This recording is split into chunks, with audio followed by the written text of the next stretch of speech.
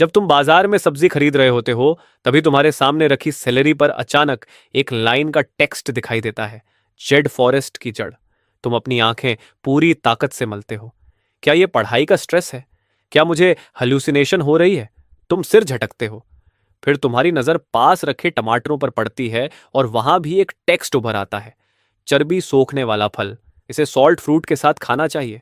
अरे यार, तुम्हारा हाथ कांपने लगता है और तुम लगभग टमाटर जमीन पर गिरा देते हो। तुरंत तुम चारों तरफ ध्यान से देखने लगते हो। ये क्या पागलपन है? लेकिन आसपास कुछ भी खास नहीं दिखता। भैया, ये कितने का है? 4 युआन 1 पाउंड। क्या? 4 युआन 1 पाउंड इतने खास फल के लिए? मजाक कर रहे हो क्या? बिना सोचे तुम खुद को 2 जोरदार थप्पड़ मार लेते हो। पक्का ये पढ़ाई की थकान है और कुछ नहीं हो सकता। इस पूरे सीन से दुकानदार पूरी तरह हैरान हो जाता है और जल्दी से तुम्हें शांत करने लगता है। बेटा, अगर तुम्हें इसका गूदा पसंद नहीं है तो इतना परेशान होने की जरूरत नहीं। मैं सस्ता लगा देता हूँ। सेलेरी और टमाटर खरीदने के बाद तुम पास वाले स्टॉल पर जाकर अंडों का एक डिब्बा लेते हो। इस बार कोई टेक्स्ट दिखाई नहीं देता। तुम लंबी राहत की सांस लेते हो। लगता है सच में अभी थोड़ी देर पहले हेल्यूसिनेशन ही थी। चलो, अब कुछ काले मशरूम भी ले लेता हूं, फिर रात के खाने के लिए सब कुछ हो जाएगा।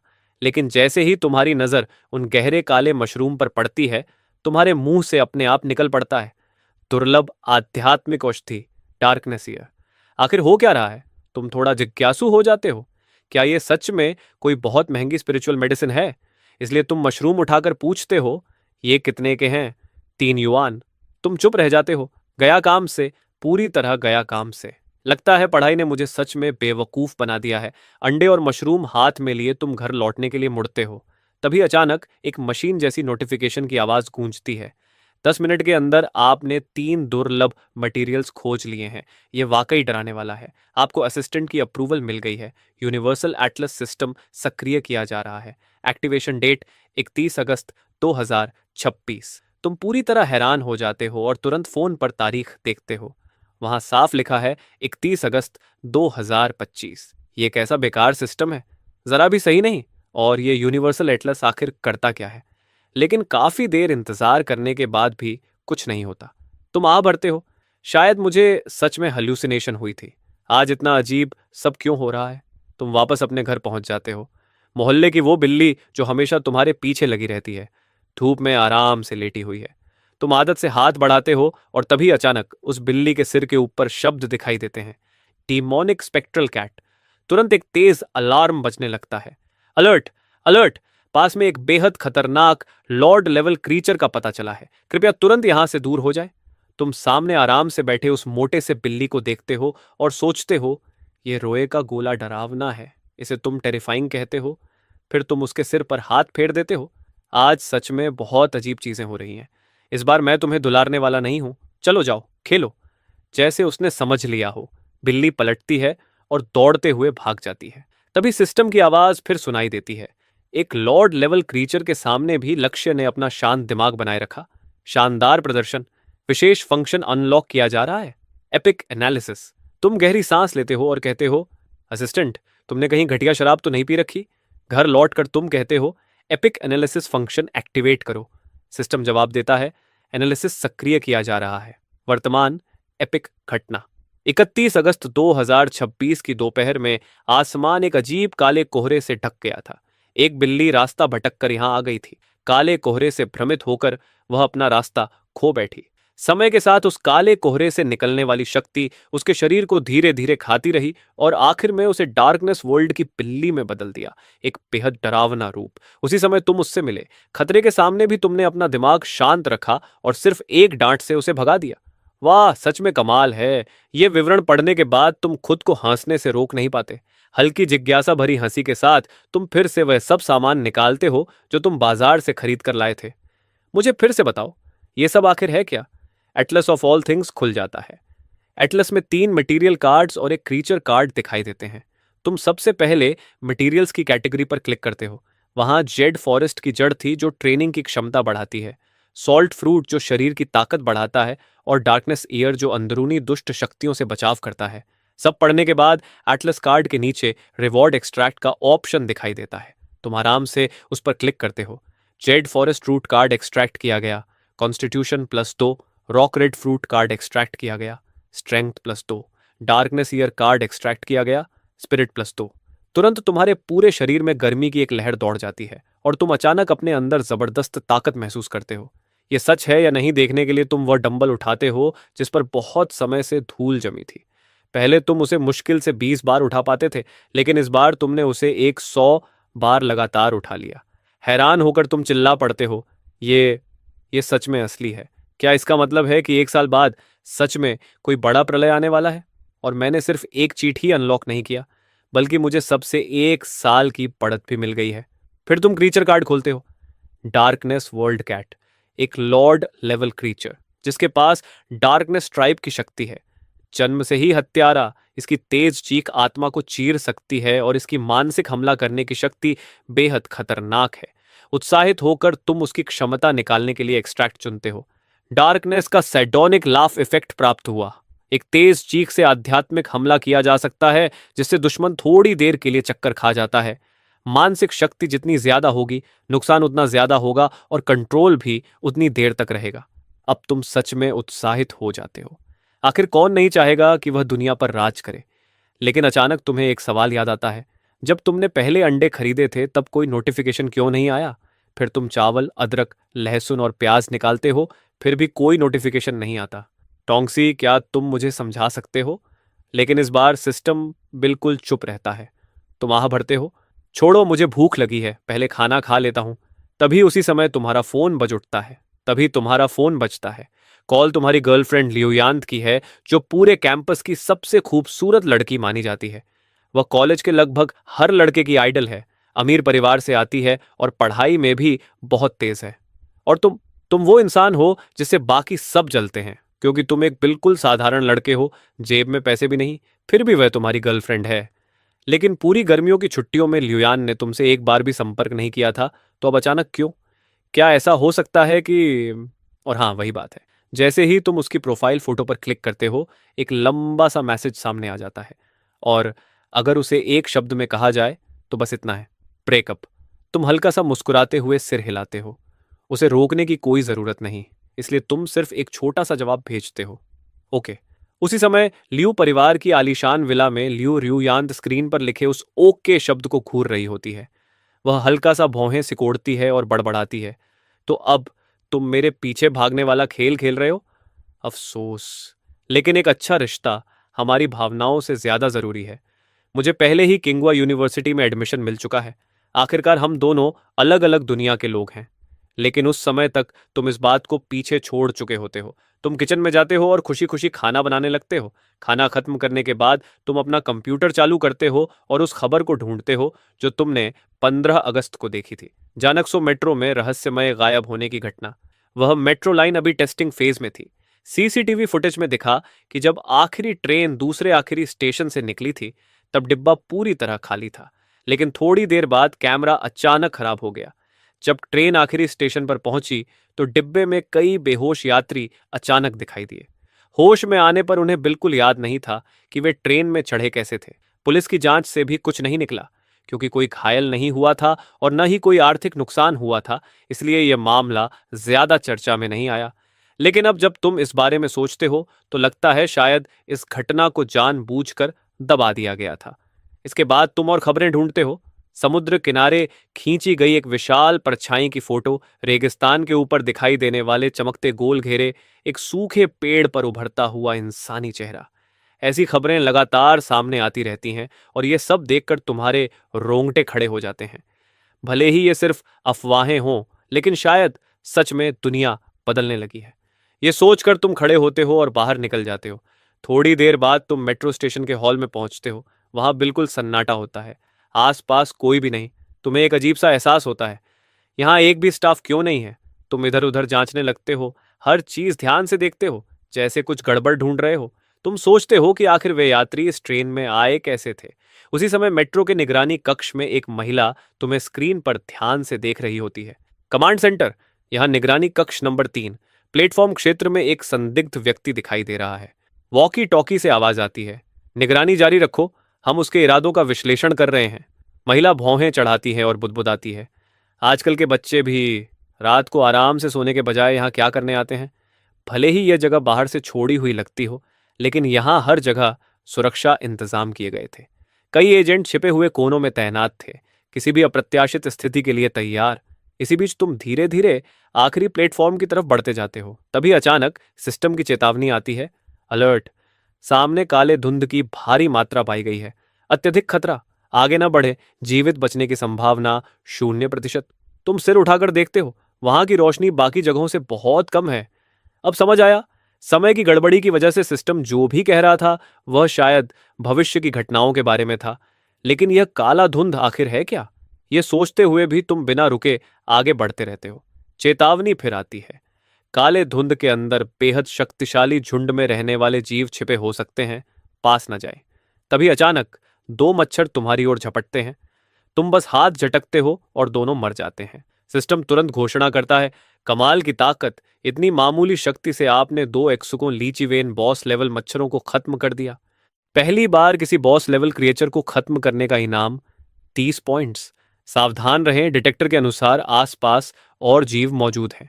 लेकिन तुम इस पर ज्यादा ध्यान नहीं देते और सुरंग के आखिर में बने प्लेटफॉर्म तक पहुंच जाते हो। वहां एक यूनिफॉर्म पहने महिला खड़ी होती है। वह पूछती है, मैं मेट्रो स्टेशन की कर्मचारी हूं, आप यहाँ क्या कर रहे हैं? दरअसल उसने पहले ही तुम्हारी पूरी जानकारी खंगाल ली थी। तुम हल्की मुस्कान के साथ जवाब देते हो, मैं तो बस एक साधारण 12वीं का छात्र हूं मैडम। मैंने सुना था कि यह मेट्रो स्टेशन थोड़ा अजीब है, इसलिए स्कूल शुरू होने से पहले एक बार देखने चला आया। वह कहती है, एक छात्र को रात में अकेले यहाँ नहीं घूमना चाहिए। आइए मैं आपको बाहर तक छोड़ देती हूँ। स्टेशन से बाहर निकलने के बाद तुम सीधे चले जाते हो। निगरानी कक्ष में रिपोर्ट जाती है, लक्ष्य स्टेशन से बाहर चला गया है, कोई असामान्य व्यवहार नहीं मिला, वह एक साधारण छात्र ही लगता है, क्या उसका पीछा करने की जरूरत है? वांगजून तुरंत जवाब देता है, तुरंत निगरानी में रखो, ड्यूटी में कोई ढिलाई बर्दाश्त नहीं होगी। हमारे वरिष्ठ इस मामले को बहुत गंभीरता से ले रहे हैं। दूसरी ओर वैन थोड़ा थका हुआ सा लगता है। पिछले 15 दिनों में यहाँ न जाने कितने लोग आए हैं। अर्बन एक्सप्लोरेशन वाले स्ट्रीमर, नशे में हिम्मत जुटाकर आने वाले लोग, हर बार हमें एजेंट भेजकर उनका पीछा करना पड़ता है और आखिर में कुछ भी नहीं मिलता। सच में बहुत थका देने वाला काम है। इस बीच चलते हुए तुम सोचते हो, वह महिला शायद उतनी साधारण नहीं थी जितनी दिख रही थी। शायद पुलिस से हो। लगता है दुनिया में असामान्य चीजें जागने लगी हैं। यह सोचकर तुम टोंगजी से पूछते हो कि पॉइंट्स किस काम आते हैं। जवाब मिलता है, हर 10 पॉइंट्स को एक एट्रीब्यूट पॉइंट में बदला जा सकता है। तुम सिर हिलाते हो, कम से कम यह तो साफ और आसान है। फिर तुम नई इमेज खोलते हो, void ambush creature.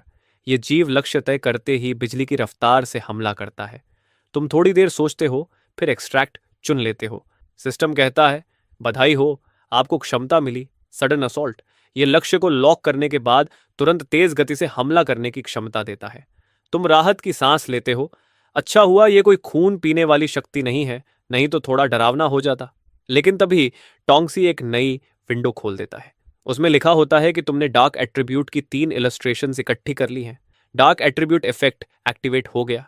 Night vision 30% बढ़ गई और मूवमेंट स्पीड 10% बढ़ गई। तुम्हारी आंखें हल्का सा चमकने लगती हैं। वाह, इसमें तो सिनार्जी फंक्शन भी है, यह तो कमाल का है। इसके बाद तुम बहुत उत्साहित होकर जल्दी जल्दी घर की तरफ लौटने लगते हो। लेकिन जैसे ही तुम एक गली में मुड़ते हो, तभी एक बदमाश चिल्लाता है, ओए कमीने, जो भी पैसे तेरे पास हैं, फोन और पासवर्ड सब निकाल कर दे दे। यहां कोई कैमरा नहीं है। अगर मरना नहीं चाहता तो ज्यादा चालाक बनने की कोशिश मत करना। मगर तुम तुरंत 30 पॉइंट्स इस्तेमाल करके उन्हें एक्सचेंज कर लेते हो, 1 पॉइंट स्ट्रेंथ में और 2 पॉइंट्स एगिलिटी में। बढ़िया। अब इन हरामियों पर थोड़ा प्रैक्टिस से कर लेता हूं। बिना एक शब्द बोले तुम उन पर टूट पड़ते हो। आखिरकार भेड़ों के झुंड में घुसे भेड़िए की तरह तुम पूरी तरह तबाही मचा देते हो। बस कुछ ही मिनटों में तीनों गुंडे जमीन पर पड़े होते हैं। यह दृश्य देखकर दूर से तुम्हारा पीछा कर रहे 2 पुलिस वाले पूरी तरह हैरान रह जाते हैं। हे भगवान, फाइल में तो लिखा था कि यह बस एक साधारण स्टूडेंट है, इसका लेवल तो लगभग एलीट कमांडो के बराबर है। दूसरा भौहें सिकोड़ते हुए कहता है, अच्छा हुआ हम इसका पीछा कर रहे थे, नहीं तो मैं सच में इस लड़के के नाटक में फंस जाता। जल्दी जाओ और रिपोर्ट बनाओ। उधर तुम घर लौटते हुए संतोष से मुस्कुरा रहे होते हो। मेरी मौजूदा ताकत तो सच में डराने वाली है। भले ही यह सिस्टम थोड़ा बेवकूफ सा लगता हो, लेकिन यह बहुत ही इफेक्टिव है। अब तुम्हें सिस्टम की एक बेसिक समझ हो चुकी है। घर के इंग्रेडिएंट्स ने सिस्टम एक्टिवेट नहीं किया था क्योंकि शायद उन्होंने अवेकनिंग की कंडीशन पूरी नहीं की थी। जबकि टोमेटोज, सेलरी और ब्लैक मशरूम्स में पहले ही अवेकनिंग के साइंस दिखने लगे थे। यही बात राइटिंग और यूनिवर्सिटी पर भी लागू होती है। उन सब में भी अवेकनिंग के सिम्टम्स दिखाई दे रहे थे। लगता है अगर मुझे आगे जल्दी स्ट्रांग बनना है तो मुझे उन जगहों पर जाना होगा जहां अनॉमलीज होती हैं। बस यही सही है। जहां भी कोई अजीब घटना होगी मैं वहां पहुंच जाऊंगा। उसी समय एक मजबूत शरीर वाला मिडिल एज्ड आदमी जिसने रेनकोट पहन रखा है अपने आदमियों के साथ उसी गली में पहुंचता है। वह एक बेहद हाई टेक दिखने वाला इंस्ट्रूमेंट निकालता है जिससे नीली रोशनी की एक परत निकलकर पूरी गली को ढक लेती है। कुछ मिनट बाद रोशनी गायब हो जाती है लेकिन वह मजबूत आदमी भौहें सिकोड़ लेता है। अजीब है, वांगजू आगे बढ़कर पूछता है। सर, क्या आपको कुछ मिला? वह आदमी कहता है, थोड़ा अजीब है, यहाँ कोई एबनॉर्मल एनर्जी फ्लक्चुएशन नहीं है। लगता है वह लड़का बस एक बहुत टैलेंटेड ऑर्डिनरी इंसान है। वांगजू सिर हिलाता है। चलो, हमें अभी भी उस पर नजर रखनी होगी।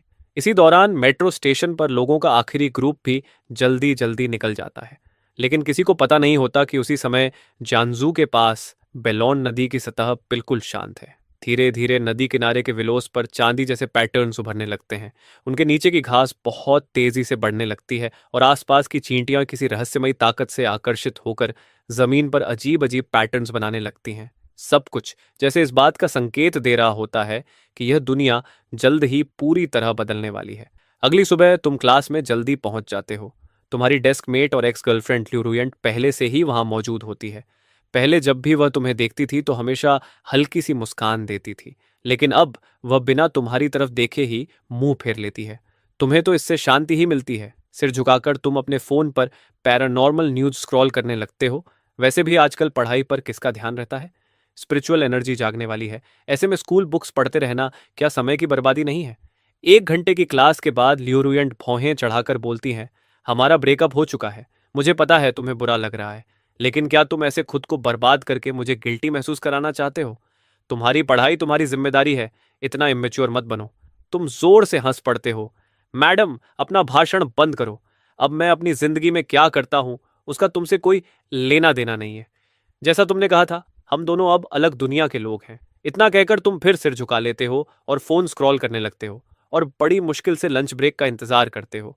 ब्रेक होते ही तुम स्कूल से बाहर भागते हो, खुद भी नहीं जानते क्यों, लेकिन आज तुम्हारा मन बहुत अच्छा है। तुम पास के एक रेस्टोरेंट में जाते हो और स्टीम्ड सी बेस के साथ एक बड़ा बाउल राइस ऑन ऑर्डर करते हो। जैसे ही तुम पहला कौर खाते हो, मछली का मांस बेहद नरम लगता है। वह सच में मुंह में घुल जाता है, लेकिन उसी पल अचानक एक नोटिफिकेशन बजती है। अलर्ट! दूसरे ने एक spiritual creature azure well fish खा ली है। इस मछली के मांस में बहुत शक्तिशाली एनर्जी होती है। दूसरे की मौजूदा ऑर्डिनरी कॉन्स्टिट्यूशन के साथ इसके कारण इम्प्लोजन और मौत का खतरा है। शुभ यात्रा। तुम पूरी तरह हैरान रह जाते हो। क्या ये एक स्पिरिचुअल क्रीचर है, और इतनी स्वादिष्ट भी? तुम फिर एक और कौर खाते हो। हम ये तो और भी स्वादिष्ट है। इसके बाद तुम क्रीचर इंडेक्स खोलते हो। एज्योर फिश गहरे पानी में रहती है जहां स्पिरिचुअल एनर्जी बहुत अधिक होती है। ये पानी की एसेंस और चाँद की स्पिरिचुअल एनर्जी को एब्जॉर्ब करके जीवित रहती है। इसका फील्ड आत्माओं को शुद्ध करने और घावों को ठीक करने की क्षमता रखता है। ये पढ़कर तुम थोड़ा हैरान हो जाते हो। मुझे उम्मीद नहीं थी कि यह चीज इतनी पवित्र होगी। दिलचस्प। फिर तुम इंडेक्स रिवॉर्ड क्लेम करते हो। Ability obtained, field activated, passive ability, water element के साथ एफिनिटी बढ़ती है जिससे पानी में ज्यादा आसानी से मूव किया जा सकता है।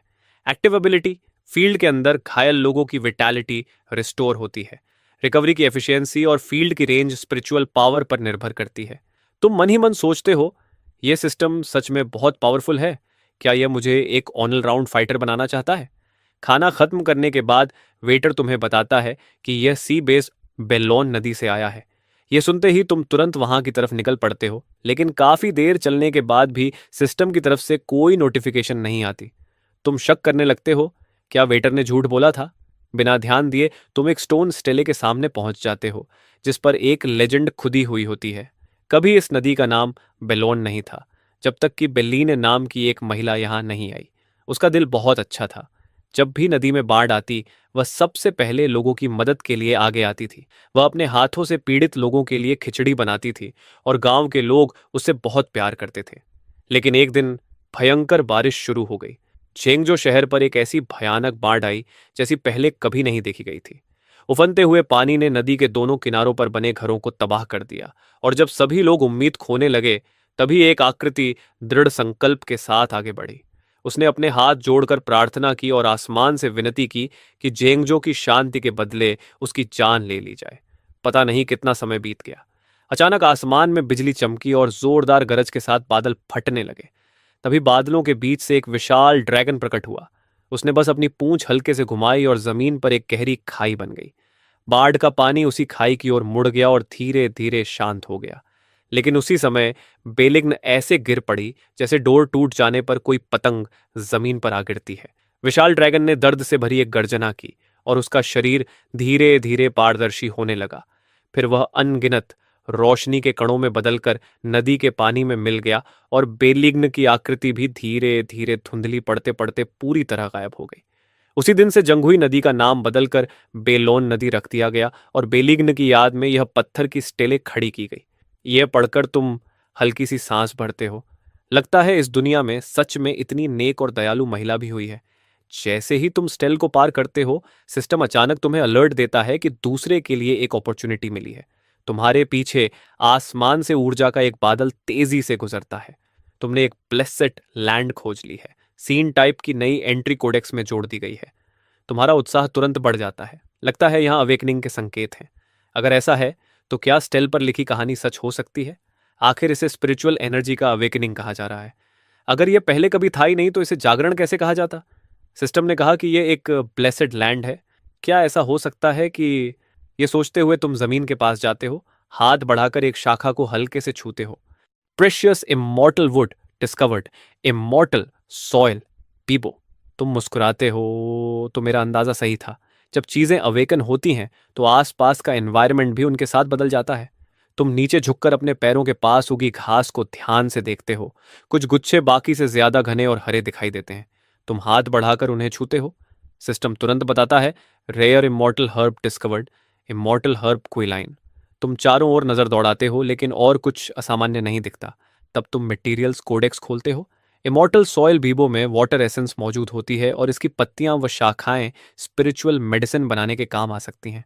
इमॉर्टल हर्ब क्विलीन इसी मिट्टी के साथ सिम्बियोसिस में उगती है।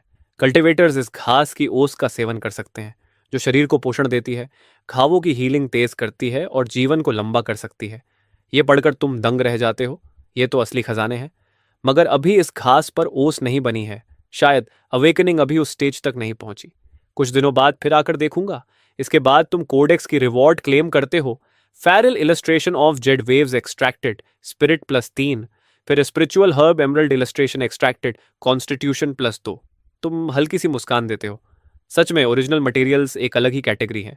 इनके स्टैट्स रेयर मटेरियल्स से भी थोड़े बेहतर हैं। तभी अचानक एक और नोटिफिकेशन बजती है। आपने वुड एट्रीब्यूट की 3 इलस्ट्रेशन इकट्ठा कर ली है। Attribute effect activated, wound healing speed 20% बढ़ गई। इसके बाद तुम सीन इलस्ट्रेशंस देखते हो। एक है ब्लैक मिस्ट मॉर्टल डोमेन जो मेट्रो स्टेशन में मिला था, और दूसरा फ्रेश स्पिरिट सेलेस्टियल केव जो अभी मिला है। तुम सोचते हो, मुझे थोड़ा क्यूरियोसिटी हो रही है, सीन इलस्ट्रेशन से आखिर निकलेगा क्या? उम्मीद है फिर से स्टैट पॉइंट्स नहीं होंगे। Black mist mortal domain illustration extract. Reward special item fearless की। Fresh spirit celestial cave illustration extract. Reward special item seeds of the divine book लिंक्सी। सिस्टम के डिस्क्रिप्शन के अनुसार फियरलेस की अपनी शेप बदल सकती है, वेपन से लेकर टूल तक। बस तुम्हारी इमेजिनेशन ही इसकी सीमा है। ऐसी कोई चीज नहीं है जिसमें यह बदल ना सके। इसके अलावा इस पर कोटिंग भी की जा सकती है। मगर अफसोस, अभी मैं बहुत कमजोर हूं। इसे फिलहाल सिर्फ एक बार ही ट्रांसफॉर्म कर सकता हूं। अभी के लिए इसे संभाल कर रखता हूं। इसके इस्तेमाल के बारे में ध्यान से सोचना पड़ेगा। जहां तक सीड का सवाल है, उसे स्पिरिचुअल एनर्जी से नरिश करना होगा, और अभी मेरे पास उसे उगाने की कोई जगह नहीं है। तुम समय देखते हो, पहले ही 13:30 बज चुके हैं। तुम आ बढ़ते हो। स्टूडेंट होना सच में बहुत झंझट वाला है। मुझे स्कूल छोड़ने का कोई तरीका ढूंढना होगा। जब तुम वापस क्लास में पहुंचते हो तो फिर से फोन स्क्रॉल करने लगते हो। ल्यूरियंट अब तुम्हारी तरफ देखने की भी जहमत नहीं उठाती। वह मन ही मन सोचती है, ऐसा आदमी जिसने हार मान ली हो, चाहे कितना भी हैंडसम क्यों ना हो, किसी काम का नहीं। 2 घंटे की क्लास के बाद अचानक क्लासरूम अंधेरा हो जाता है। बाहर बिजली चमकती है और जोरदार गरज के साथ तूफान शुरू हो जाता है। तेज हवाएं और मूसलाधार बारिश सबको डरा देती है। तभी स्कूल का इंटरकॉम बजता है। मौसम के अचानक खराब होने के कारण सभी छात्र अपनी अपनी क्लासरूम में ही रहें, आगे के निर्देश का इंतजार करें। क्लास में कुछ छात्र हैरान हैं, कुछ डर गए हैं, कुछ खिड़की से बाहर देख रहे हैं, लेकिन तुम चुपचाप वहीं बैठे रहते हो, अपने हाथ में उसकी को कसकर पकड़े हुए, कि धीरे धीरे लाल होने लगती है और गर्म भी। तुम्हारे अंदर एक अजीब सा बुरा एहसास उठता है। तभी क्लास टीचर जल्दी जल्दी अंदर आते हैं और कहते हैं, घबराइए मत, अथॉरिटीज ने बताया है कि यह खराब मौसम ज्यादा देर नहीं रहेगा, शांत रहें और निर्देशों का पालन करें। लेकिन तुम्हारे हाथ की और भी ज्यादा गर्म होती जा रही है। अब तुम खुद को रोक नहीं पाते। तुम अचानक खड़े होते हो और क्लासरूम से बाहर दौड़ पड़ते हो। लियुरियानत भौहें सिकोड़ती है। ये क्या कर रहा है? क्या यह जानबूझकर अजीब हरकत करके मेरा ध्यान खींचना चाहता है? तभी किसी छात्र की चीख सुनाई देती है, जल्दी देखो, कोई बेलोन नदी के किनारे लाइव स्ट्रीमिंग कर रहा है। ओ भगवान, ये क्या है? सभी तुरंत स्क्रीन के आसपास इकट्ठा हो जाते हैं। स्क्रीन पर दिखता है कि नदी का पानी किसी अदृश्य ताकत से खिंचकर तेजी से घूम रहा है। पानी का एक विशाल स्तंभ आसमान की ओर उठ रहा है। स्ट्रीमर लुआन की आवाज डर से कांप रही है, दोस्तों, मुझे यहां से निकलना पड़ेगा, यहां बहुत डरावना हो रहा है। तुरंत इंटरनेट यूजर्स पागल हो जाते हैं, नहीं मत जाओ स्ट्रीमर, यह नजारा जिंदगी में एक बार ही देखने को मिलता है। हाँ हाँ, सब लोग गिफ्ट्स भेजो, देखते हैं यहां कौन सा स्पिरिचुअल मास्टर असेंशन कर रहा है। और तुम जो इन सब से अनजान हो, पहले ही स्कूल से बाहर भाग चुके हो। तुम आसमान की ओर देखते हो। तूफान जिस दिशा में सबसे ज्यादा भयंकर है वह बेलोन नदी की तरफ ही लगता है, इसलिए तुम मूसलाधार बारिश में पूरी ताकत से दौड़ने लगते हो और पता ही नहीं चलता कैसे एक रहस्यमयी औरा तुम्हारे शरीर को घेरने लगती है। धीरे धीरे तुम्हारी दिल की धड़कन, सांसें और कदम एक लय में आने लगते हैं। तभी एक जलती हुई ऊर्जा तुम्हारे शरीर के अंदर घूमने और बहने लगती है। तुम चौंक उठते हो। ये यही तो स्पिरिचुअल एनर्जी है। सिस्टम की आवाज गूंजती है। यह सच में कमाल है। उसने खुद ही कल्टीवेशन की मेथड समझ ली और आधिकारिक रूप से कल्टीवेशन के रास्ते पर कदम रख दिया। उसका मौजूदा लेवल अब रिनंसिएशन रेल्म के तीसरे स्टेज तक पहुंच चुका है। यह सुनते ही तुम्हारे अंदर जबरदस्त एक्साइटमेंट भर जाती है। जैसे ही तुम एक कल्टीवेटर बनने की दहलीज पार करते हो, तुम्हें महसूस होता है कि तुम पहले से अनगिनत गुना ज्यादा ताकतवर हो चुके हो। कुछ दर्जन मिनट बाद तुम बेलो नदी के किनारे पहुंच जाते हो। तुम्हारी आंखों के सामने नदी से आसमान तक उठती हुई एक विशाल पानी की स्तंभ दिखाई देती है। यहां बारिश और भी तेज है और हवा और भी ज्यादा उग्र होकर चल रही है। तुम्हें हल्के हल्के ऐसा महसूस होता है कि पानी के नीचे कोई विशाल छाया हिल रही है। तभी सिस्टम अलर्ट देता है, सावधान, सामने अत्यधिक खतरा है। ऊर्जा बेहद हिंसक और अव्यवस्थित है। अंदर प्रवेश करते ही मौत निश्चित है। तुरंत पीछे हटो। लेकिन तुम सिस्टम की चेतावनी पर ध्यान नहीं देते। फिर भी तुम्हारे कदम अपने आप आगे बढ़ते जाते हैं। यही दृश्य लूकर के लाइव कैमरा में कैद हो जाता है और लाइव चैट तुरंत फट पड़ता है। हे भगवान, क्या वह आत्महत्या करने जा रहा है? पुलिस को बुलाओ, उसे बचाओ। अरे देखो, वह क्या है? लगता है कोई ड्रैगन है। सचमुच उसी पल नदी की वह विशाल क्रिएचर पानी से बाहर छलांग लगाती है और तुम आखिर उसकी शक्ल साफ साफ देख पाते हो। Epic level creature detected. ले गियाओ, यह बिजली और तूफानों को नियंत्रित करने के लिए जाना जाता है और इसकी प्रकृति बेहद क्रूर है। तुरंत भागो, यह एक बंद गली है। लेकिन तुम्हारी आंखें चमक उठती हैं। एपिक, पहली बार ऐसा कुछ सुन रहा हूं। अगर मैं इसे मार दूं तो रिवॉर्ड जरूर जबरदस्त होगी। तुम उसकी ऑरा महसूस करते हो और समझ जाते हो कि यह अभी अभी जागा हुआ लेग्याओ ताकत में लगभग तुम्हारे बराबर है। यह सोचकर तुम बिना आकार वाली की निकालते हो, जो तुम्हारी इच्छा के अनुसार एक लंबी तलवार में बदल जाती है। परफेक्ट, आज तुझे ही प्रैक्टिस टारगेट बनाता हूं। यह कहते ही तुम तोप के गोले की तरह उसकी तरफ झपट पड़ते हो। यह देखकर लूकर तुरंत लाइव स्ट्रीम बंद कर देता है। अगर यह सब ब्रॉडकास्ट हो गया तो मैं सीधे जेल पहुंच जाऊंगा, मेरा करियर खत्म हो जाएगा। उसी समय ल्यूरुयंट उस काले हो चुके स्क्रीन को घूरती रह जाती है। वह सोचती है, जो सिलुएट मैंने अभी देखा वह बहुत जानी पहचानी लग रही थी, और च्याओ तो आधा घंटा पहले ही स्कूल से निकला है। वह इतनी जल्दी वहां कैसे पहुंच सकता है? नहीं, वह नहीं हो सकता। शायद मैंने गलत देखा। उधर बेलोन नदी के किनारे अथॉरिटीज ने पूरे इलाके को घेर लिया है। ल्यू कियर को तुरंत पकड़ लिया जाता है। डायरेक्टर वंग एक युवा आदमी के साथ वहां आता है। वह ऊपरी अधिकारियों का खास प्रतिनिधि है, एबनॉर्मल इंसिडेंट संभालने वाला पायोनियर लॉन्ग पिग्नन। लॉन्ग पिग्नन आंखें बंद करके आसपास की ऊर्जा को कुछ पल तक महसूस करता है। फिर डायरेक्टर वंग से धीरे से कहता है, कोई एबनॉर्मल फ्लक्चुएशन नहीं है, वह बस एक ऑर्डिनरी इंसान है। वंग जुन के हाथ के इशारे पर पुलिस लूकर को ले जाती है। तभी अचानक एक भयानक एक्सप्लोजन गूंजता है। तुम पहले ही कई बार ले गयाओ से टकरा चुके हो और टक्कर की ताकत से दोनों पक्ष पीछे धकेल दिए जाते हैं। कई थंडर रोर्स गूंजते हैं, लेकिन तुम जोर से हंस पड़ते हो। हाँ हाँ, कमाल है, फिर से। और तुम बिना किसी टेक्निक के फिर से हमला कर देते हो, बस अपनी तलवार को इधर उधर घुमाते हुए लगातार वार करते जाते हो। इतनी ताकत का प्रतिद्वंद्वी मिलना बहुत दुर्लभ है। ये मेरी अपनी कॉम्बैट पावर को समझने का सबसे अच्छा मौका है। तुम्हारी आंखें एक्साइटमेंट से चमक रही हैं। दूर खड़ा लॉन्ग पिग्नन यह देखकर स्तब्ध रह जाता है। क्या डरावनी ओरा है जो उस चीज से लड़ रहा है। क्या वह सच में इंसान है? असल में 2 महीने पहले ही लॉन्ग बिगन ने महसूस कर लिया था कि इस दुनिया में कोई अज्ञात बदलाव हो रहा है। धरती पर एक ऐसी ऊर्जा प्रकट हुई थी जिसका पहले कभी कोई रिकॉर्ड नहीं था। इसी वजह से देश ने एक्सपर्ट्स को इकट्ठा करके एनर्जी डिटेक्टर बनाया और परिणामों से पता चला कि बहुत कम लोग इस ऊर्जा के साथ प्राकृतिक रेजोनेंस बना सकते हैं। इस ऊर्जा को स्पिरिचुअल ऑनरा नाम दिया गया और इन लोगों को पायोनियर्स कहा गया। कई प्राचीन ग्रंथों का अध्ययन करने के बाद ऊपरी अधिकारियों ने कल्टीवेशन के स्टेजेस तय किए। QI refinement realm, Qi sea realm, spiritual source realm, jade forest realm, divine oil realm, void realm और सेंट रेल्म। लॉन्ग पिगन उनमें सबसे प्रतिभाशाली पायोनियर्स में से एक था। सिर्फ 1 महीने में वह ची रिफाइनमेंट के पीक तक पहुंच गया था और उसकी कॉम्बैट पावर देश के टॉप 10 में गिनी जाती थी। इसलिए उसे जेंगजू में इस एबनॉर्मल घटना को संभालने भेजा गया था। लेकिन इस समय वह पूरी तरह स्तब्ध था। यह कैसा मॉन्स्टर है? स्पिरिचुअल एनर्जी तो अभी अभी जागी है, फिर ये इतना ताकतवर कैसे हो सकता है? शायद रीइंफोर्समेंट में आए वॉर गॉड भी इससे नहीं लड़ पाएंगे। इस बीच लेग्याओ के शरीर पर कई गहरे घाव बन चुके हैं। तुम अपनी तलवार उठाकर उसकी तरफ इशारा करते हुए हंसते हो। इस दुष्ट बीस्ट की स्पिरिचुअल एनर्जी अभी अभी जागी है। ताकत लगभग मेरी बराबर है, लेकिन उसका एट्रीब्यूट मुझसे थोड़ा कमजोर है। वार्म अप खत्म, अब मर। तुम ठंडी हंसी हंसते हुए कहते हो, एपिफेरल डॉन एक्टिवेट। उसी पल ले गयाओ जैसे बिजली गिरने से वहीं जड़ हो जाता है। तुम मौका पकड़कर तलवार से वार करते हो। स्विश!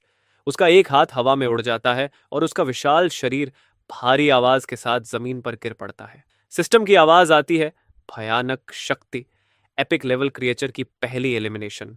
Reward 1000 integration points. उसी समय तुम दूर पुलिस की गाड़ियां देख लेते हो। भले ही मैं अथॉरिटीज से संपर्क करके ऐसी पहचान पाना चाहता हूं जो स्कूल से बंधी ना हो और जिससे मुझे ज्यादा जानकारी मिल सके, लेकिन अभी मैं सार्वजनिक रूप से सामने नहीं आ सकता। यह सोचकर तुम चुपचाप दूसरी दिशा से वहां से निकल जाते हो। कुछ मिनट बाद सभी लोग बेलोन ब्रिज के पास पहुंचते हैं। लॉन्ग पिग्नन हांफते हुए उस मरे हुए बीस्ट को देखता है। यह तो थंडर ट्राइब की एक बेहद दुर्लभ स्पिरिचुअल बीस्ट है। स्पिरिचुअल एनर्जी जागे हुए अभी कितना समय हुआ है और पहले से ही इस स्तर की क्रीचर मौजूद है। अगर हम इसे यूं ही बढ़ने दें तो क्या हम सच में इसे रोक पाएंगे? लॉन्ग पिग्नन, जो आम तौर पर बेहद गर्वीला और आत्मविश्वासी रहता था, अब हर चीज पर शक करने लगा था। डायरेक्टर वांग ने कभी सोचा भी नहीं था कि दुनिया इतनी अजीब हो जाएगी। अगर ऐसे मॉन्स्टर समाज में घुस आए तो सीधा नरसंहार हो जाएगा। वांग जुन गंभीर आवाज में कहता है, चिंता मत करो, अगर लड़ाई हुई तो हम सबसे आगे खड़े होंगे। मुझे पूरा विश्वास है कि लॉन्ग पिगन और भी मजबूत बनेगा। उसी समय तुम घर लौट आते हो। तभी तुम्हें अचानक ल्यूरुएंट का एक मैसेज मिलता है, तुम घर सुरक्षित पहुंच गए ना? गलत मत समझना, क्लास मॉनिटर होने के नाते यह मेरा कर्तव्य है कि मैं अपने क्लासमेट्स की सुरक्षा का ध्यान रखूं। यह पढ़कर तुम हल्का सा मुस्कुरा देते हो। इससे क्या मतलब? तुम चैट विंडो बंद कर देते हो और यूं ही रैंडम वीडियोज स्क्रॉल करने लगते हो। तभी अचानक तुम जोर से चौंक पड़ते हो। तुम्हारी ले गयाओ से लड़ाई वाली वीडियो किसी ने इंटरनेट पर अपलोड कर दी है और वह पूरे इंटरनेट पर वायरल हो रही है। कोई कमेंट कर रहा है, मैं उस वक्त लाइव देख रहा था, ये वीडियो बिल्कुल फेक नहीं है। दूसरा कहता है, नामुमकिन, आजकल लोग बज़ पाने के लिए कुछ भी बना लेते हैं। मैं तो सिर्फ ऑफिशियल वर्जन पर ही भरोसा करता हूं। यह देखकर तुम्हारा चेहरा थोड़ा गंभीर हो जाता है। उधर कम्युनिकेशन टीम तुरंत हरकत में आ जाती है। जल्दी करो, इस मामले को दबा दो। और सच में कुछ ही मिनटों बाद कोई व्यक्ति कमेंट करता है, मेरा दोस्त जेंगजो ब्यूरो में काम करता है। वह क्रिएचर असल में एक स्टेज प्रॉप था, किसी शो का हिस्सा। सब लोग सावधान रहें और क्लिक पाने के लिए फैलाए जा रहे झूठ में न फंसे। यह देखकर तुम राहत की सांस लेते हो। अच्छा है उन्होंने इसे संभाल लिया, नहीं तो मेरे लिए मुसीबत हो जाती। लेकिन अचानक तुम्हें अपनी जेब में कुछ अजीब महसूस होता है। तुम तुरंत फियरलेस की निकालते हो। उसी पल की हल्की बैंगनी रोशनी छोड़ने लगती है। तुम्हारी आंखें चमक उठती हैं। क्या ऐसा हो सकता है कि लेग्याओ को मारने के बाद यह अपने आप अपग्रेड हो गई हो? तुम तुरंत उसे एक लंबी तलवार में बदल देते हो। अब ब्लेड पर बारीक बिजली जैसी नक्काशी चमक रही है। तुम बस हल्का सा हाथ घुमाते हो और चारों ओर बिजली की चिंगारियां फूट पड़ती हैं। तुम संतोष से सिर हिलाते हो। मेरे पास अभी सिर्फ एक ट्रांसफॉर्मेशन चांस बचा है। बाद में जब और ट्रांसफॉर्मेशंस मिलेंगे तो मैं इसमें बाकी अब्जॉर्ब्ड एट्रीब्यूट्स भी जोड़ सकूंगा। तब ये मेरी नई वेपन पर इंचांट हो जाएगा। यही तो असली ऑल पर्पस वेपन है। इसकी ताकत सच में डराने वाली है। इसके बाद तुम बायोलॉजिकल कोडेक्स खोलते हो और ले गयाओ की एंट्री देखते हो। ले गयाओ एक एपिक क्रिएचर है जो तब जन्म लेती है जब 9 आसमानों में भयानक गर्जना होती है। यह बिजली को नियंत्रित करने की सर्वोच्च शक्ति रखती है। इसकी हर अपीयरेंस के साथ आसमान गड़गड़ाता है। यह बिजली को आदेश देती है और आसमान को चीर देती है। तुम हल्की हंसी के साथ कहते हो, डिस्क्रिप्शन तो शानदार है, लेकिन पहले इसे बड़ा होने का मौका तो मिले। इसके बाद तुम तुरंत इंडेक्स रिवॉर्ड एक्सट्रैक्ट करते हो और एक स्किल हासिल करते हो, हेवनली थंडर लॉ।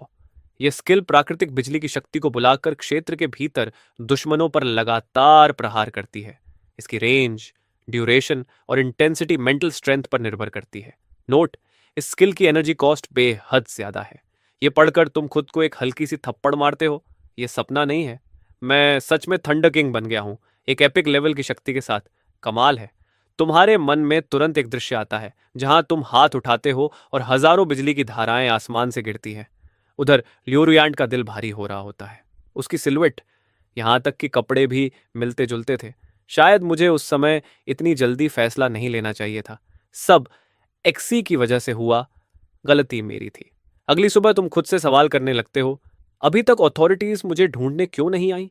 उनके रिसोर्सेज के साथ तो मुझे ढूंढना मुश्किल नहीं होना चाहिए, या फिर मैं इतना मामूली हूं कि उनका ध्यान ही नहीं गया? दिमाग में ढेर सारे सवाल लिए तुम क्लास में पहुंचते हो। टीचर हमेशा की तरह पढ़ा रहा है और स्टूडेंट्स ऐसे पढ़ रहे हैं जैसे कुछ हुआ ही नहीं। लेकिन जैसे ही क्लास खत्म होती है, अचानक पुलिस स्कूल को घेर लेती है। फेंगिनंट, वंगजू और लॉन्ग पिग्नन के साथ प्रिंसिपल के ऑफिस में प्रवेश करता है। टीचर और स्टूडेंट से एक एक करके पूछताछ की जाती है और सवाल हमेशा एक ही होता है, क्या च्याओ ने पिछले 2 महीनों में कोई असामान्य व्यवहार किया? उनकी इन्वेस्टिगेशन के नतीजे भी वही निकलते हैं। कल को छोड़कर बाकी समय च्याओ बिल्कुल सामान्य था। आखिर में तुम्हें बुलाया जाता है। ये लोग बहुत सावधान हैं क्योंकि ऊपर से तुम्हें अननोन स्ट्रेंथ वाला लेकिन बेहद खतरनाक व्यक्ति के रूप में क्लासिफाई किया गया है। फेंगिनेंट सबसे पहले बोलता है, कॉमरेड च्याओ, मेरा नाम युएन कंग है। मैं साउथ ईस्ट रीजन के जिम्मेदार अधिकारियों में से एक हूँ।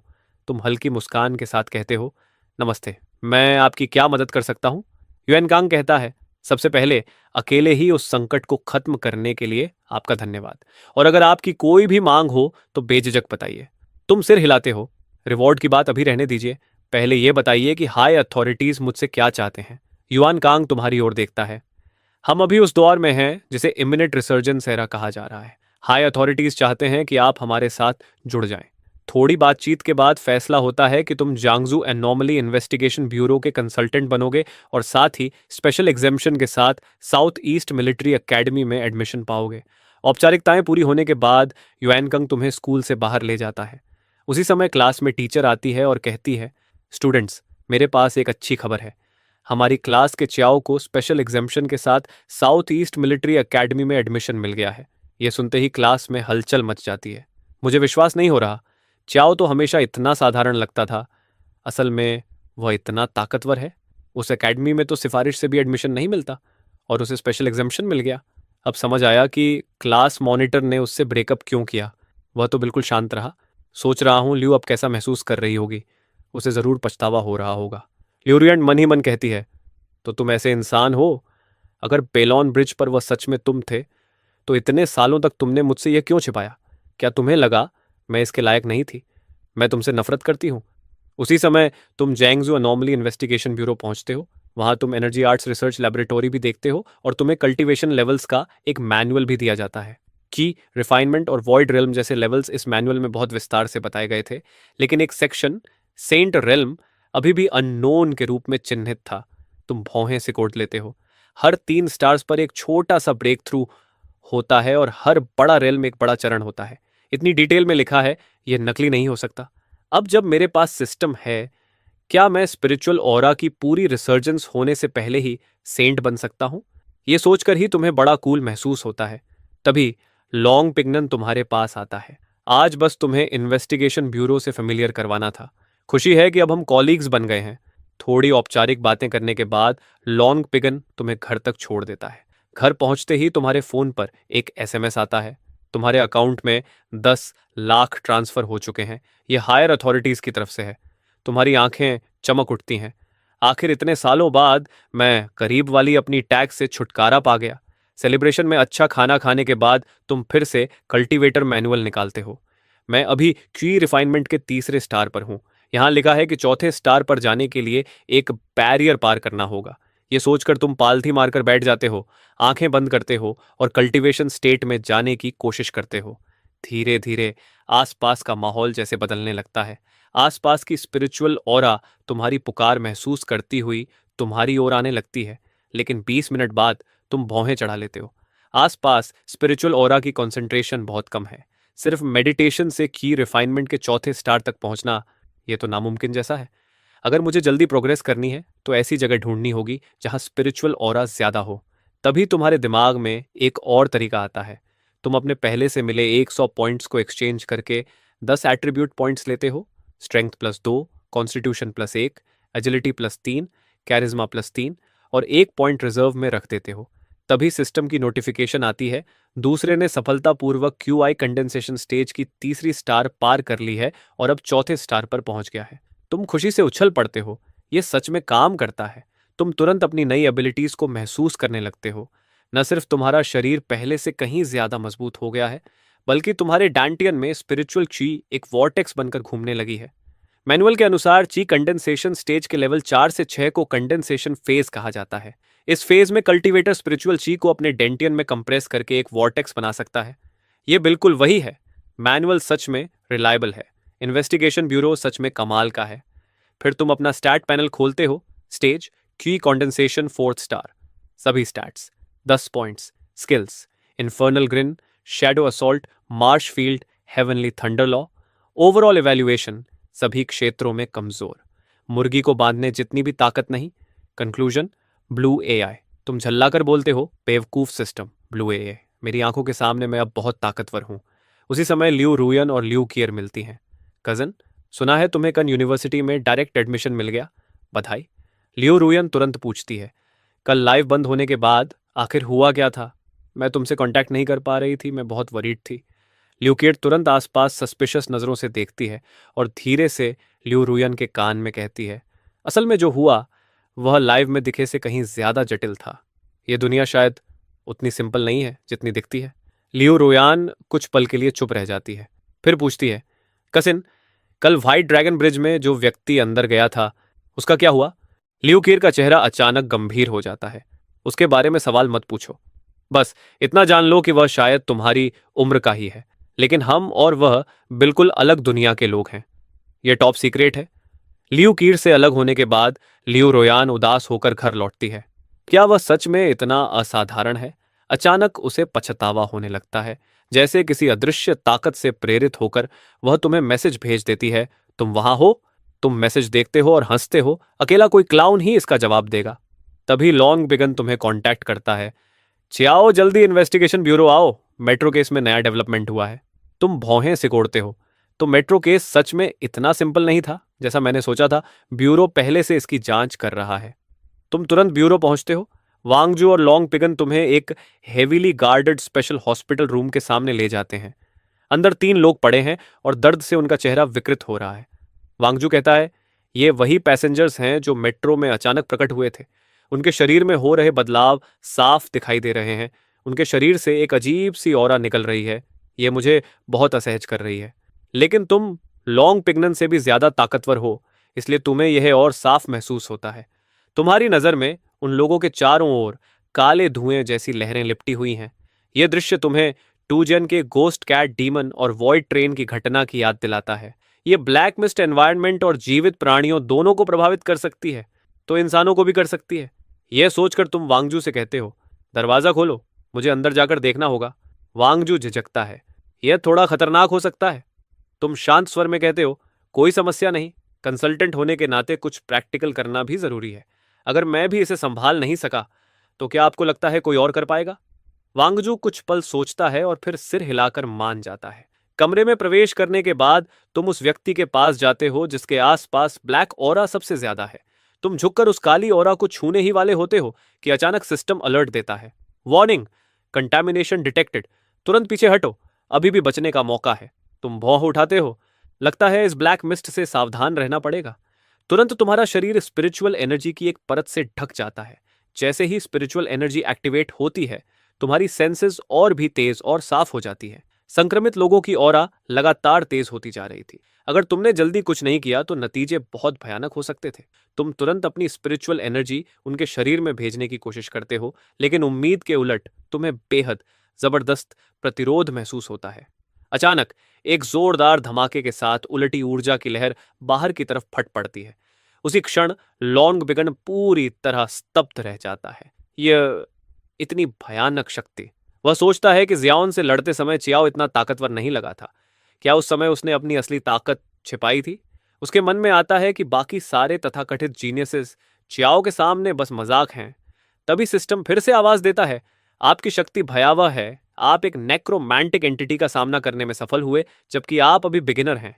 ब्लैक मिस्ट क्रीचर्स इंडेक्स अब अनलॉक हो चुका है। तुम तुरंत उसे खोलकर देखते हो। नेक्रोमैंटिक एंटिटी, यह 9 महान ब्लैक मिस्ट्स में से एक है। जिन लोगों को यह छूती है उन्हें इन्फेक्टेड कहा जाता है। थोड़े समय के कोमा के बाद उनकी सारी स्टैटिस्टिक्स तेजी से बढ़ जाती है। वे हिंसक और बेहद शक्तिशाली हो जाते हैं और अंतिम चरण में वे पूरी तरह ब्लैक मिस्ट के गुलाम बन जाते हैं। ये पढ़ते ही तुम्हारी रीढ़ में सिहरन दौड़ जाती है। तो ब्लैक मिस्ट के कई प्रकार हैं और उनमें से 9 हैं। तुम मन ही मन बड़बड़ाते हो। इसके असर को देखकर तो ये अपोकलिप्स के ज़ॉम्बीज जैसे लगते हैं, और सबसे बुरी बात यह है कि ये रिसर्जेंस ईरा के ज़ॉम्बीज हैं, फेज 0। अगर एक दिन ये ज़ॉम्बीज उड़ने लगें, जमीन में घुस जाए और स्पेल्स भी चलाए, तो फिर लड़ाई का मतलब ही क्या रह जाएगा? ये सोचकर तुम कॉडेक्स रिवॉर्ड ले लेते हो। स्पेशल आइटम, फियरलेस की मोल्ड। इससे फियरलेस की को एक अतिरिक्त ट्रांसफॉर्मेशन मिलती है। तुम तुरंत भौहें चढ़ा लेते हो। बस एक, यह आइटम तो अच्छा है, लेकिन अभी मेरी मदद नहीं करेगा। कोई इवोल्यूशन एबिलिटी दे देता तो बेहतर था। तभी चश्मा पहने आदमी के आसपास की काली ऑरा अचानक जीवित चीज की तरह उग्र होकर घूमने लगती है और चारों ओर फैलने की कोशिश करती है। उसका हाथ भयानक तरीके से म्यूटेट हो जाता है। वह अचानक अपनी लाल आंखें खोलता है और जमीन से उछलकर सीधे तुम पर झपट पड़ता है। तुम तुरंत पीछे हटते हो और साथ ही अपनी फियरलेस की निकालते हो जो तप रही है। पिछली बार जब यह इतनी गर्म हुई थी तब जियाओलों के समय था। तब यह ठंडर ट्राइब की ऊर्जा से आकर्षित हुई थी।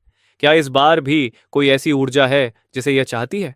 इतने में वह चश्मे वाला आदमी फिर तुम पर हमला करता है। तुम तुरंत एज्योर सिल्वरफिश की एबिलिटी इस्तेमाल करते हो, मार्श फील्ड। तुम्हारे शरीर से गोलाकार लहरें फैलती हैं। यह एबिलिटी आम तौर पर एरिया हीलिंग और इवोल्यूशन देती है, लेकिन ब्लैक ऑनरा पर इसका बिल्कुल असर नहीं होता। मजबूर होकर तुम बस उसके हमलों से बचते रहते हो। तभी तुम्हारे दिमाग में एक विचार आता है। तुम फियरलेस की को फिर पकड़ते हो और उसे डेथ साइड में बदल देते हो। चश्मे वाला आदमी उस साइड से खतरा महसूस करता है और उसके आसपास की काली ऑरा और भी घनी हो जाती है। वह एक भयानक गर्जना करके फिर से तुम पर झपटता है। तुम स्काइथ को हवा में घुमाते हो। एक सुंदर लेकिन घातक आर्क बनता है और अगले ही पल उसका सिर धड़ से अलग होकर गिर जाता है। तुरंत उसके आसपास की सारी ब्लैक ऑनरा साइथ में समा जाती है। उसी समय बाकी 2 लोग भी ब्लैक मिस्ट से पूरी तरह म्यूटेट हो जाते हैं। लेकिन अब जब तुम्हें उनका मुकाबला करने का तरीका मिल चुका है, तुम कुछ ही सेकंड में उन्हें भी खत्म कर देते हो। जमीन पर पड़े शवों को देखकर तुम्हारा दिल भारी हो जाता है। वे सिर्फ आम नागरिक थे जिन्हें ब्लैक मिस्ट ने संक्रमित कर दिया था। तुम सीते को गायब कर देते हो। वांगजू तुम्हारे पास आकर कंधे पर हाथ रखता है। ज्यादा मत सोचो, उन्हें खत्म करके तुमने जनता के लिए बड़ा खतरा टाल दिया है। आज तुमने बहुत अच्छा काम किया। बाकी सब हम संभाल लेंगे। इसका तुम पर कोई असर नहीं पड़ेगा। घर जाओ और आराम करो। घर लौटकर तुम सीधे बिस्तर पर गिरते हो और तुरंत सो जाते हो। पूरी रात आराम करने के बाद तुम्हारा मन काफी शांत हो जाता है। तुम डिवाइन ट्री लिंक्सी का सीड निकाल कर देखते हो। ये सीएन लिंक टुंटियन तुजियन की रिवॉर्ड है और कहा जाता है कि जब ये बड़ा हो जाएगा तो लगातार स्पिरिचुअल एनर्जी देता रहेगा। तुम अपने बैंक बैलेंस को फिर देखते हो और सोचते हो, अब समय आ गया है कि एक घर खरीद लिया जाए जहां इस पेड़ को लगाया जा सके। तुम एक रियल एस्टेट एजेंसी पहुंचते हो। एक एजेंट मुस्कुराते हुए तुम्हारे पास आती है। नमस्ते, हमारे एजेंसी में आपका स्वागत है। मैं आपकी कैसे मदद कर सकती हूँ? तुम मन ही मन सोचते हो, अच्छा है, यहाँ वह क्लिशे वाला सेलर नहीं है जो ग्राहक को उसकी शक्ल देखकर जज करे। फिर हल्की हंसी के साथ कहते हो, मैं विलास देखना चाहता हूँ, खासकर जो थोड़ी आइसोलेटेड हो। मुझे शांति पसंद है। एजेंट सिर हिलाती है और गंभीरता से कई प्रॉपर्टीज दिखाने लगती है। सब सुनने के बाद तुम एक आइसोलेटेड विला की तरफ इशारा करके कहते हो, मुझे यही चाहिए। एजेंट चौंक जाती है। उसने तो बस प्रोफेशनलिज्म में सब दिखाया था। उसे उम्मीद ही नहीं थी कि कोई सच में विला खरीद लेगा। उत्साहित आवाज में वह कहती है, सर, इस विला की कुल कीमत 3,90,00,000 है। हमारे पास कई पेमेंट ऑप्शंस। तुम तुरंत अपनी बैंक कार्ड निकालकर उसे रोक देते हो। पूरा पेमेंट यही है, कॉन्ट्रैक्ट तैयार कीजिए। मिस जू, वह सेल्स वुमन खुशी से झूम उठती है। इसने सच में खरीद लिया। यह आज का सबसे हैंडसम ग्राहक है। उसी समय लियो रुयन भी उसी एजेंसी में आती है। दूर से तुम्हारी परिचित सिलुएट देखकर वह वहीं ठिठक जाती है। क्या संयोग है, यह सच में वही है? उसके मन में रोमांस नॉवेल जैसा ख्याल आता है। क्या यह किस्मत का खेल है, जैसे किसी सीईओ रोमांस कहानी की शुरुआत? जैसे ही तुम वहां से मुड़कर चले जाते हो, लियो रुयान तुरंत सेल्स वुमन से पूछती है, अभी जो क्लाइंट था उसकी इंफॉर्मेशन दे सकती हैं? सेल्स वुमन मना कर देती है। माफ कीजिए, हमारे ग्राहकों की जानकारी गोपनीय होती है। लियो रुयन कहती है, बस थोड़ा सा हिंट दे दीजिए, मैं तुरंत यहां एक अपार्टमेंट कैश में खरीद लूंगी। लेकिन इस सब से अनजान तुम घर लौट चुके होते हो। तभी लियो रुयान तुम्हें मैसेज भेजती है, चाओ, क्या हमारे बीच कोई गलतफहमी है? क्या हम मिलकर बात कर सकते हैं? तुम हंसते हुए सोचते हो, बकवास, मैं तो राजा बनने वाला हूं। औरतें सिर्फ मेरी तलवार निकालने की रफ्तार धीमी करती है। अगले दिन तुम सेल्स वुमन के साथ विला देखने जाते हो। जैसे ही वह चली जाती है, तुम तुरंत अपनी स्पिरिचुअल एनर्जी से पूरे इलाके को स्कैन करने लगते हो। थोड़ी ही देर में तुम्हें एक ऐसी जगह मिलती है जिसका फेंग शुई बेहद शानदार है, बिल्कुल किसी बड़े चू मास्टर की पसंद जैसी। तुम वहीं डिवाइन ट्री लिंक्सी का सीड लगा देते हो। उसे लगाने के बाद तुम सोचते हो, देखते हैं यह चीज कब उगेगी। शायद मुझे कहीं और जाकर थोड़ा एडवेंचर करना चाहिए। तभी तुम्हें परसों नाश्ते के समय सुनी हुई दो बुजुर्गों की बातें याद आती हैं। मेरा भतीजा जंजू के पश्चिम की पुरानी जंगल में मुर्गियां पालता है। इन दिनों रात होते ही जंगल में अजीब सी रोशनियां तैरने लगती हैं। कभी कभी लाल आंखों की जोड़ी अंधेरे में दिखाई देती है और फिर गायब हो जाती है। मुर्गियां इतनी डर गई हैं कि अब सुबह भी बांग नहीं देती। उस समय तुमने इन बातों पर ध्यान नहीं दिया था, लेकिन अब सोचने पर तुम्हें लगता है कि वेस्ट ओल्ड फॉरेस्ट में अवेकनिंग के संकेत हो सकते हैं। ये सोचकर तुम तुरंत निकल पड़ते हो और पलक झपकते ही जंगल में पहुंच जाते हो। जंगल में कदम रखते ही तुम्हें एक अजीब एनर्जी फ्लक्चुएशन महसूस होती है। ध्यान से देखने पर तुम्हें जमीन पर एक ऐसी व्यवस्था दिखती है जो किसी मैजिकल फॉर्मेशन जैसी लगती है। आसपास की हल्की स्पिरिचुअल एनर्जी अपने आप उस फॉर्मेशन के केंद्र की ओर खींच रही होती है। तुम हैरान होकर कहते हो, ये क्या चीज है? ये तो सच में स्पिरिचुअल एनर्जी को कंसंट्रेट कर रही है। लगता है ये कोई आर्टिफिशियल फॉर्मेशन है। जैसे ही तुम उसे छूने के लिए हाथ बढ़ाते हो, पीछे से अचानक एक गुस्से भरी आवाज आती है। झाड़ियों से एक युवक और एक युवती बाहर आते हैं। युवती भौहें सिकोड़कर कहती है, हमारी चीजों को मत छुओ, हमने अभी अभी इन्हें लगाया है, तुरंत यहां से चले जाओ। तुम शांत स्वर में कहते हो, मैं तो बस देख रहा था, यह तुम्हारा घर नहीं है कि मुझे भगा रही हो। तुम्हें क्या अधिकार है? यह सुनकर युवक गुस्से में आ जाता है। अगर अभी नहीं गए तो बाद में मत कहना कि हमने चेतावनी नहीं दी। तुम हल्की हंसी छोड़ते हो, जाना तो मैं भी चाहता हूं, लेकिन पहले यह देखना चाहता हूं कि तुम तीन लोग पत्थरों से खेलकर स्पिरिचुअल एनर्जी कैसे पैदा कर लेते हो। यह सुनते ही दोनों के चेहरे का रंग बदल जाता है। उनकी आंखों में साफ अविश्वास झलकता है। तभी पीछे से एक गहरी सांस की आवाज आती है और एक बूढ़ा आदमी जो टॉयस्ट रॉब पहने होता है, धीरे धीरे पेड़ों के बीच से बाहर आता है। असल में तुम पहले ही समझ चुके थे कि ये तीनों बस शुरुआती स्तर के कल्टीवेटर्स हैं।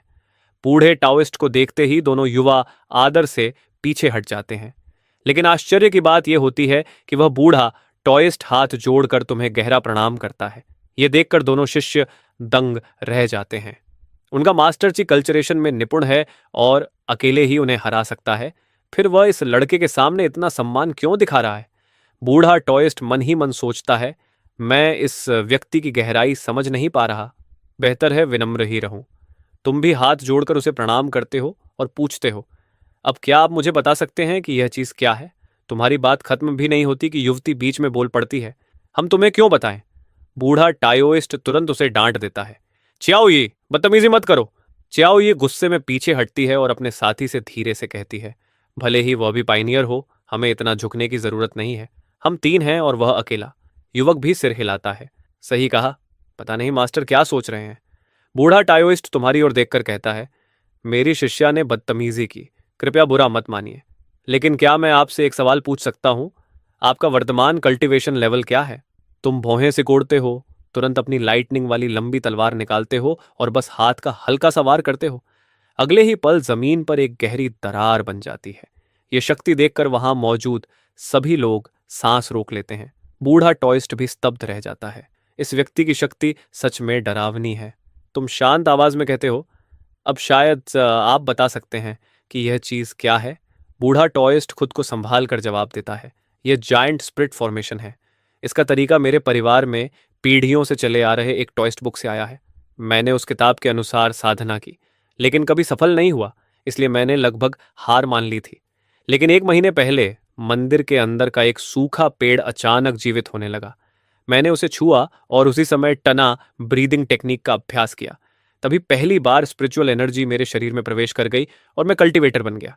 लेकिन उसके बाद वह पेड़ फिर से सूख गया, इसलिए मेरे इन दोनों शिष्यों को वह मौका नहीं मिला।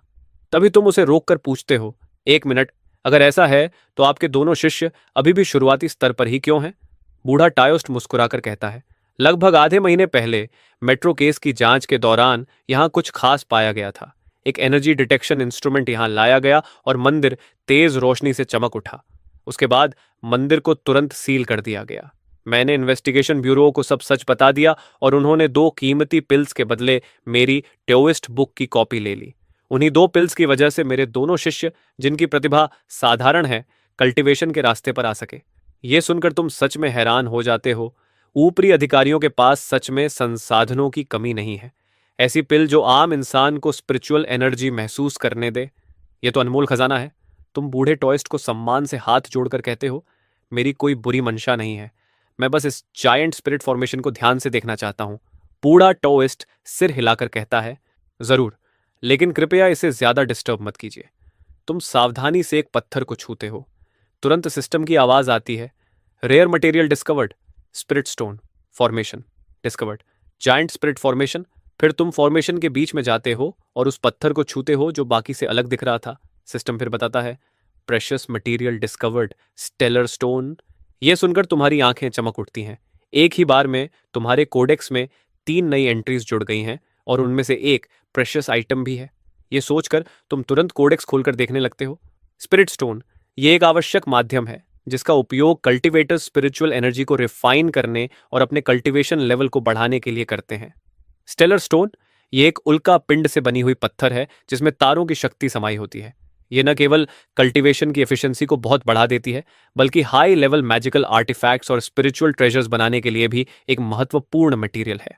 जायंट स्पिरिट फॉर्मेशन, ये एक बेसिक कल्टीवेशन फॉर्मेशन है जो प्रकृति की स्पिरिचुअल एनर्जी को खींचकर एक ऐसा स्थान बनाती है जहां एनर्जी बहुत अधिक कंसंट्रेटेड हो जाती है। उसी समय बूढ़ा टाओइस्ट तुम्हें गहरी सोच में डूबा हुआ देखता है और मन ही मन सोचता है, उम्मीद है कि यह मुझे मारकर सब कुछ लूटने का इरादा नहीं रखता। नहीं, वह ऐसा नहीं करेगा। आखिर मैंने टॉयस्ट बुक इन्वेस्टिगेशन ब्यूरो को सौंप दी है, मेरे पास कुछ प्रोटेक्शन तो है। लेकिन उसे क्या पता कि तुम तो बस सिस्टम के कॉडेक्स रिवॉर्ड्स एक्सट्रैक्ट कर रहे हो। सिस्टम तुरंत बताता है, index extraction type 0, strength +2, stellar index extraction, strength +3। अगले ही पल तुम्हारी स्ट्रेंथ 10 से सीधे 15 पॉइंट्स तक पहुंच जाती है और तुम्हारी ताकत अचानक बहुत बढ़ जाती है। तभी सिस्टम की एक और नोटिफिकेशन आती है, 3 एनर्जी एट्रीब्यूट पाथ्स एक्टिवेट हो चुके हैं। Energy attribute path effect activated. दूसरे ने एनर्जी पाथ पर 1% एनलाइटनमेंट प्राप्त कर लिया है। अब किए गए डैमेज का 1% सीधे टारगेट की डिफेंस को इग्नोर करेगा। यह सुनकर तुम दंग रह जाते हो, अरे वाह, यह तो प्योर डैमेज है। सच में जैकपॉट लग गया। अब जब तुम उस बूढ़े टॉयस्ट को देखते हो तो तुम्हारी आंखों में एक निखांदे एक नई चमक आ जाती है। तुम मन ही मन सोचते हो, यह बूढ़ा तो सच में ब्लेसिंग है। उधर बूढ़ा टॉयस्ट तुम्हारी नजर देखकर घबरा जाता है। उम्मीद है यह नजर मेरे लिए नहीं है, मैं इन सब चीजों के लिए बहुत बूढ़ा हूं। आखिर यह सोच क्या रहा है? तभी तुम उसकी सोच को तोड़ते हुए पूछते हो, आपने जायंट स्पिरिट फॉर्मेशन यहां क्यों लगाई? इसे सीधे किन्सन टेम्पल में लगाना आसान नहीं होता, बूढ़ा टॉयस्ट जवाब देता है। असल में हम सांप को बिल से बाहर निकालने की कोशिश कर रहे हैं। कल रात आधी रात को एक बुजुर्ग दंपत्ति मंदिर आए।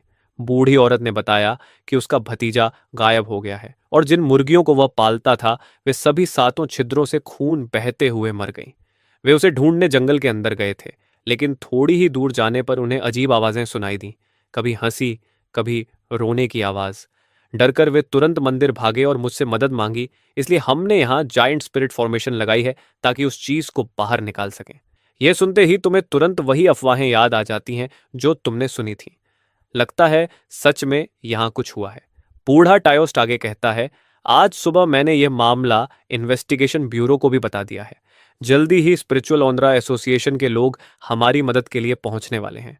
तुम मुस्कुराते हो तो फिर हम सब मिलकर इंतजार करते हैं। मैं भी देखना चाहता हूं कि वेस्ट ओल्ड फॉरेस्ट में आखिर क्या छिपा है। इसके बाद बूढ़ा टाओइस्ट और उसके दोनों शिष्य पालथी मारकर ध्यान लगाने लगते हैं। उधर तुम फोन निकालकर गेम खेलने लगते हो, लेकिन खेल खत्म भी नहीं हुआ था कि अचानक तुम्हें महसूस होता है कि बूढ़े टॉयस्ट के शरीर के चारों ओर एक शक्तिशाली स्पिरिचुअल ऑनरा फैलने लगी है। तुम हैरान होकर सोचते हो, इसने अभी अभी की मास्टरी के दूसरे लेवल को ब्रेक थ्रू कर लिया।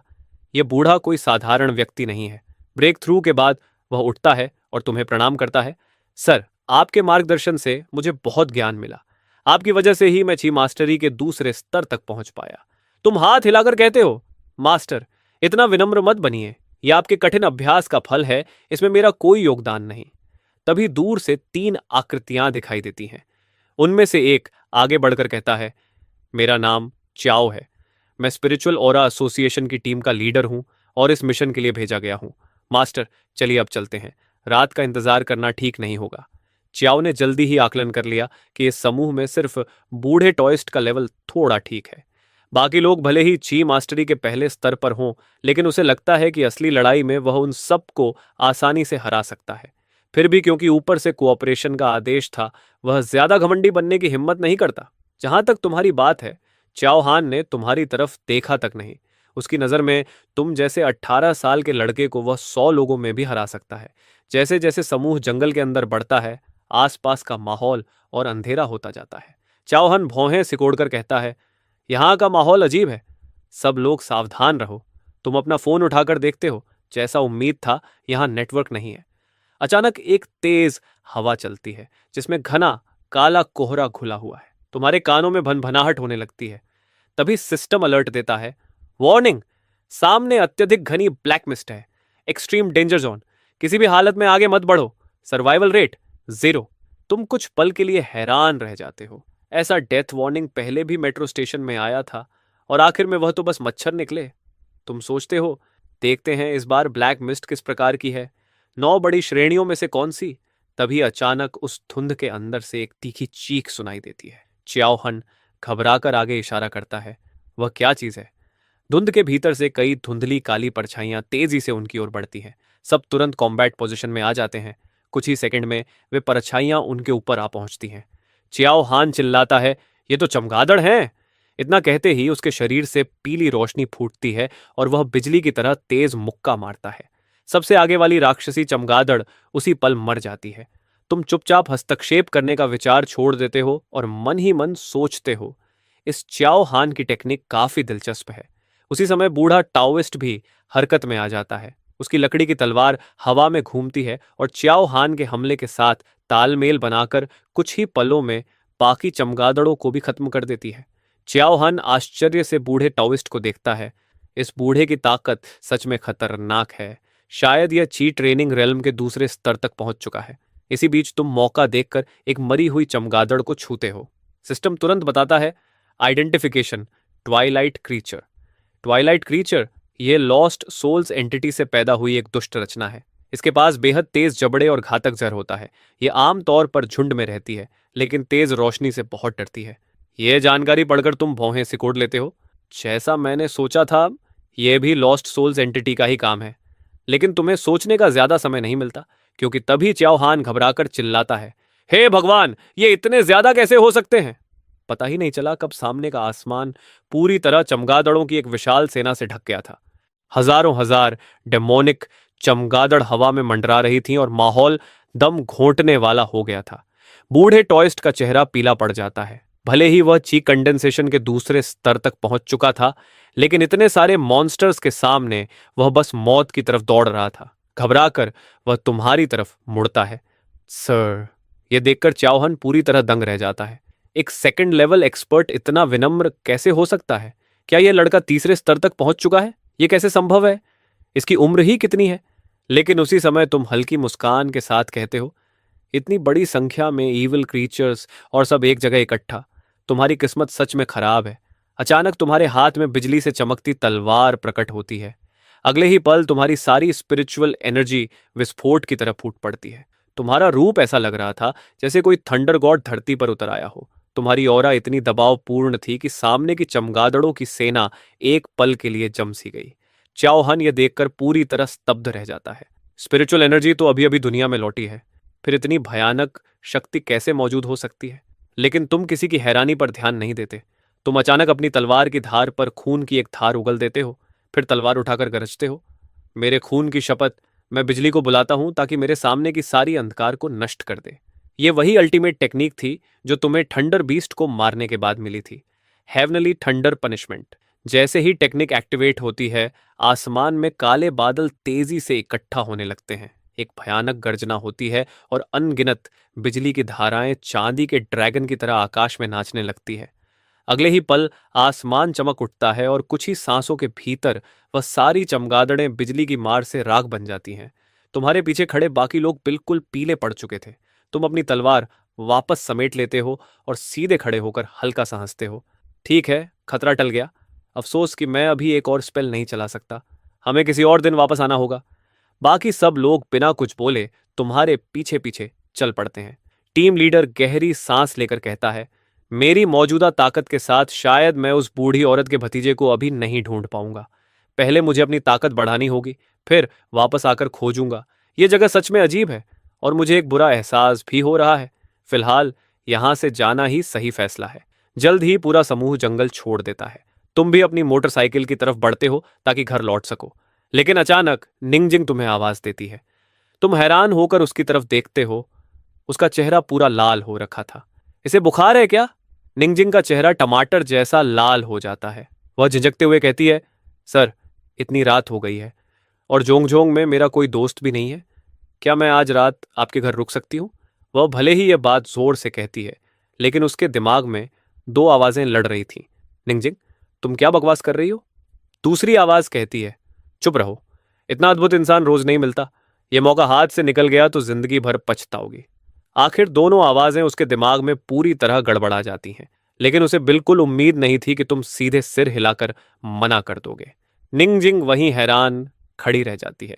इसने इतनी साफ मना कैसे कर दिया? कितनी शर्म की बात है। तभी जैसे किसी अनजानी ताकत से मजबूर होकर वह फिर बोल पड़ती है, मैं मुफ्त में नहीं रुकूंगी। मैं आपको पैसे दूंगी, 10,000 युआन। ठीक है? जैसे ही यह शब्द उसके मुंह से निकलते हैं, उसे तुरंत पछतावा होने लगता है। गई भैंस पानी में, इतना ताकतवर आदमी क्या पैसों के लिए परेशान होगा? मैं कितनी बेवकूफ हूं। लेकिन उसे क्या पता, यह सुनते ही तुम्हारी आंखें चमक उठती हैं।